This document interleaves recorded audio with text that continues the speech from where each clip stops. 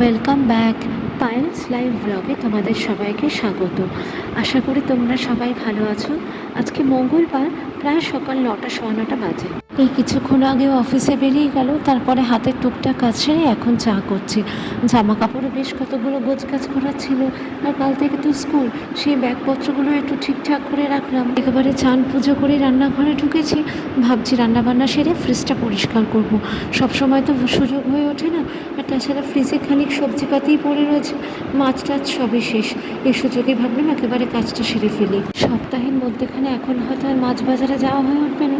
এখানে একজন বাড়িতে মাছ দিয়ে যান, তাকেই বলে দিয়েছি খানিকটা কাতলা মাছ দিয়ে যেতে, আরও অফিস ফেরত কেজি খানেক মাংস নিয়ে আসবে। ফ্রিজে মাছ না থাকলে অত সমস্যা হয় না, কিন্তু যদি একটু মুরগির মাংস না মজুত করে রাখি তাহলে মাঝে সাথে বেশ অসুবিধা হয়। আসলে সবসময় ওই গতানুগতিক তরকারি পাতি দিয়ে ওদের খেতেও ভালো লাগে না, আর মাংসটা রাখা থাকলে একটু চট জলদি কিছু বানিয়ে দিলাম মুখরোচক, সেই দিয়ে ওদের খাওয়া হয়ে যায়।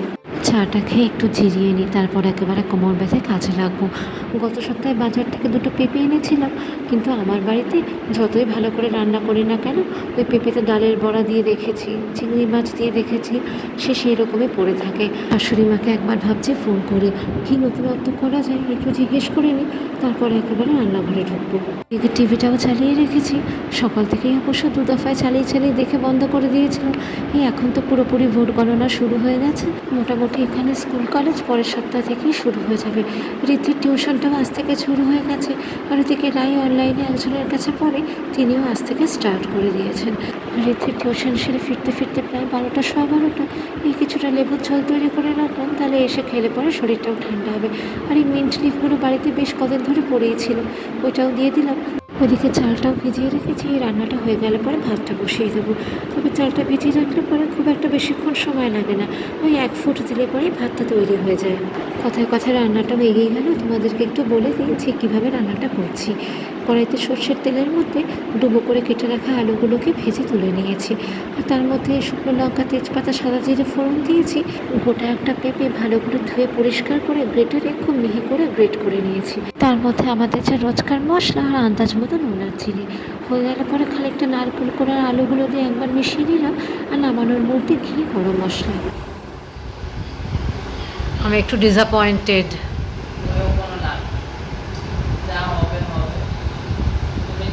মামা একটু জামা কাপড়টা তুলে দে না মা। মামা দুটো গ্লাস লাগছে, ভাল লাগছে না শরীরটা এখন। ঠিক আছে, একটুখানি লেবু জলটা খাও, দেখো ভালো। আসো মা। সত্যি আজকে আবার খুব গরম পড়েছে। আজকে কিন্তু খুব ভালো ভালো আইটেম আছে। টেস্ট চলে গেছে। আচ্ছা আচ্ছা, আজকে আবার তাহলে টেস্টটা ফিরিয়ে আনবো, দেখি। একটু ধুয়ে নাও, তারপর আমি দিচ্ছি। দেখো মা, ওটা ওপরটা ধরে নাও, ওটা মিন্ট লিফ তো ভালো লাগছে না। আই এম ভেরি রাম। ও কি ভারী এক মোটামুটি আমি দেখেছি তুই লাইক করছিস। কেমন লাগছে মামা? মোটামুটি আমার পুরো কালেকশন আছে, সবকটা একসঙ্গে সেভ করে নিস, বদল করে নাও। রাই এটা খাও, তোমার মুখটা একটু ছাড়বে বাবা। দুজনেই খাবে, এ কি বোকা বোকা, ভালো জিনিস দুজনেই খাবে। এরকম করে হাঁটু গেড়ে বসে জল খেতে, আবার পা এরকম করে ছড়িয়ে তুই বসে, আমার কি আছে না, এরকম বলে কি যে ওরকম করে খেলে ভালো। না এটা ঠিক দাঁড়িয়ে নেই। মিম্মু তুমি এরকম মুখটা করো না মা, এটা খাও, এটাতে শরীরটা ভালো হবে। না আমি গিয়ে একটু শুলাম, ভালো লাগছে না এখনো। এবেলার 2:15 বাজে, রাইডের থেকে খাওয়া দাওয়া দিয়ে দিয়েছি। আমি একেবারে ফ্রিজটা পরিষ্কার করে কাজ গুছিয়ে তারপরে খাবো, না হলে পরে খাওয়া দাওয়ার পরে যেন মনে হয় শরীরটা একেবারে ছেড়ে দেয়। ফ্রিজটা এত নোংরা হয়ে গেছিলো, সেই দৃশ্য আর তোমাদেরকে দেখাতে পারলাম না। একটুখানি লিকুইড সোপ দিয়ে মুছে নিয়েছি, আর এখন শুকনো কাপড় দিয়ে একবার বুলিয়ে নিই। আর ওইদিকে যত ট্রেটে ছিল সেগুলো একটু সাবান জলে ধুয়ে নিয়েছি। এই আর একটু ভালো করে ফ্রিজটা শুকিয়ে গেলে পরে ট্রেগুলো গুছিয়ে দেবো। ট্রেগুলোকে বারান্দায় ফেলে রেখেছিলাম যাতে একটুখানি শুকিয়ে যায়, তবুও দেখছি বেশ কিছু জায়গায় জলের দাগ হয়ে গেছে। দেখি একবার শুকনো করে মুছেই নিই।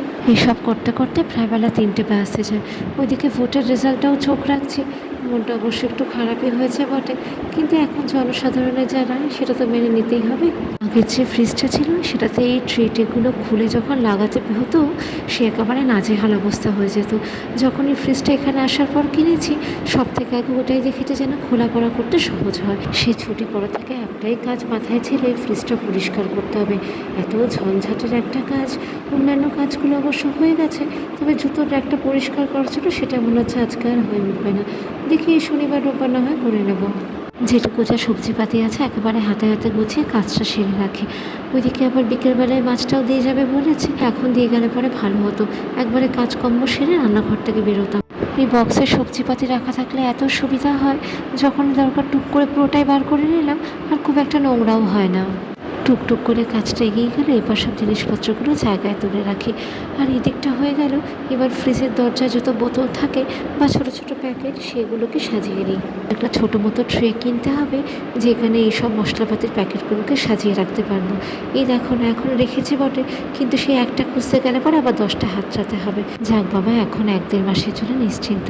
এই ম্যাগনেটগুলোকে জায়গায় গুছিয়ে রাখি, বেশিরভাগগুলি অনলাইন থেকে কেনা, তবে বড় মতো 3-4টে ম্যাগনেট আমার নন্দাই সিঙ্গাপুর থেকে এনে দিয়েছিল। আর আজকের ভিডিওটাও এই অবধি। সবাই ভালো থেকো, সাবধানে থেকো।